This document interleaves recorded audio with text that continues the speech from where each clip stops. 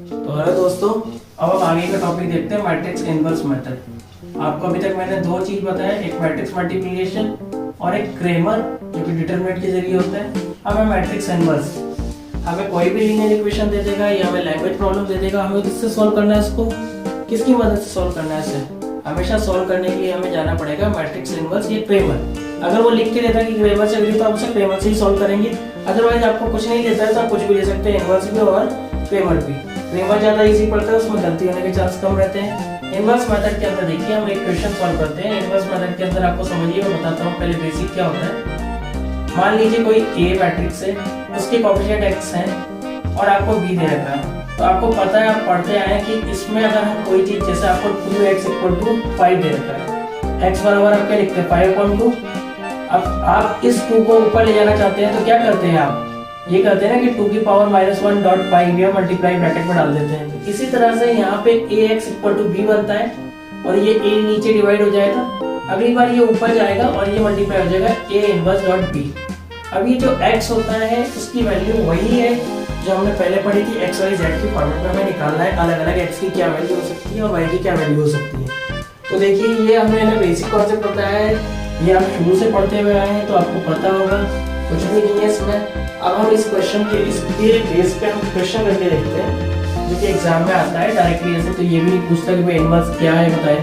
तो देखिए इनवर्स के लिए कोई एक मैट्रिक्स दी हुई है आपको x - 2y + z = 0, 3x + 3y + z = 7, फिर 0x + 3y + 4z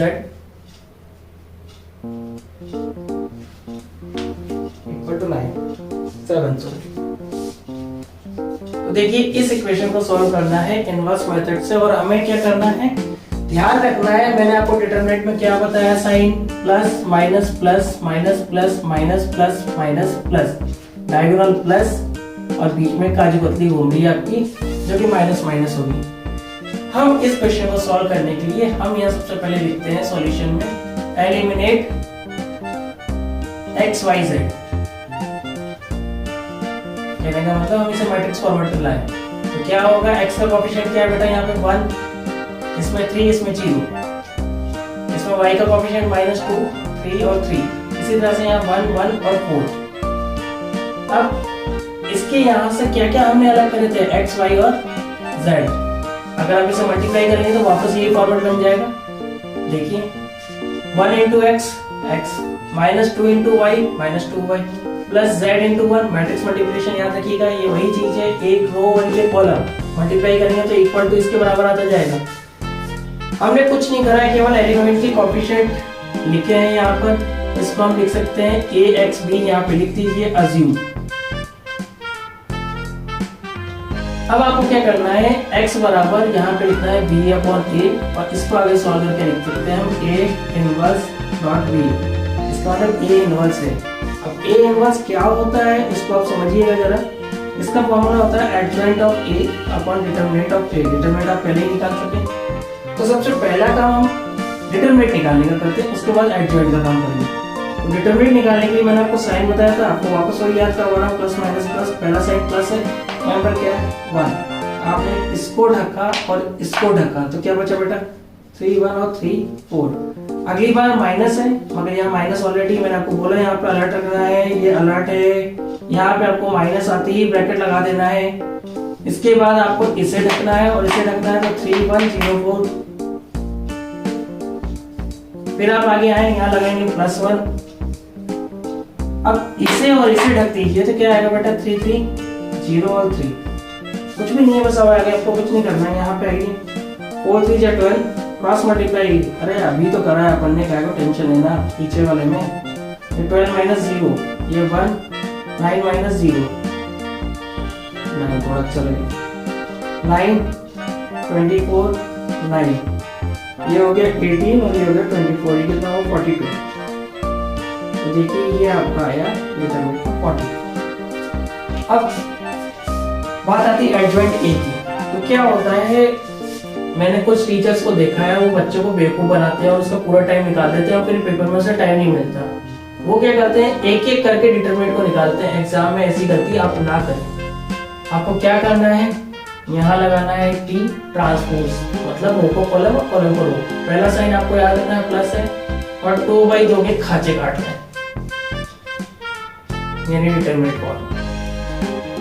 इससे क्या होता है, आपका सॉल्यूशन करते समय थोड़ी सी आसानी और टाइम बचेगा, क्योंकि हमारे पास टाइम सेविंग ही तो मेन है। आज कौन इतना बड़ा बड़ा पढ़ना चाहता है, सबको पता है रील का जमाना है, कौन फेसबुक और यूट्यूब पे इतनी लंबी लंबी वीडियो देखता है, वो भी शॉर्ट देखना चाहता है। तो देखिए आप, हमने डिटरमिनेंट में क्या करे थे, ये एलिमेंट को उठा के यहाँ पटके थे, मगर हम यहाँ पे वैल्यू को नहीं लेंगे। अब की बार केवल हम इसे ढक के, फर्स्ट वाला ढका तो क्या है आपका, देखिए 3 1 3 4 हमने साइन ले चुके हैं। तो पहला वाला तो सेम यहीं से कॉपी कर दीजिए, फर्स्ट रो पूरी वही मिलेगी आपको।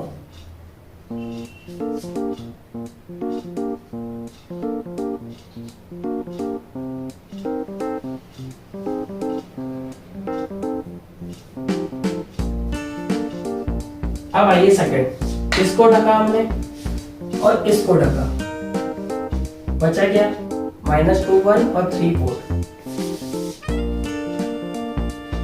फिर आप आइए अगले वाले केस में, इसको ढका और बीच वाले को ढका, तो क्या बचा ऊपर 1, इधर क्या बचा 1, और यहाँ 0 और 4, 1 1 0 4। फिर आपने इससे और इसे ढका, 1 -2 और 0 3। अगला टर्म किसका, इसको ढका आपने तो बचा -2 1 3 1। फिर इसको और इसको ढका 1 3 1 1। फिर इसको और इसको ढका 1 -2 3 3। अब आपको क्या करना है, इसे सॉल्व करना है। साइन का जरूर ध्यान रखिए, साइन की गलती ना करें। ये 4 3 12, 12 में से 3 गया तो कितना बचा 9, बाहर प्लस है तो प्लस ही रहेगा। 4 3 12 -0, यहाँ माइनस का 12 होगा क्योंकि बाहर माइनस था। 3 3 9 9 -0 9 हो जाएगा यहाँ पर। फिर आपको ब्रैकेट कंप्लीट करते हुए टी लगाना है। अभी यहाँ 4 2 -8 और ये माइनस का 3 -11, मतलब बाहर माइनस है तो क्या हो जाएगा बेटा, प्लस का 11। ये 4 बन गया 4 -0, ये कितना हो गया 4, ये कितना हुआ 3 -0 3, बाहर माइनस है तो माइनस का 3।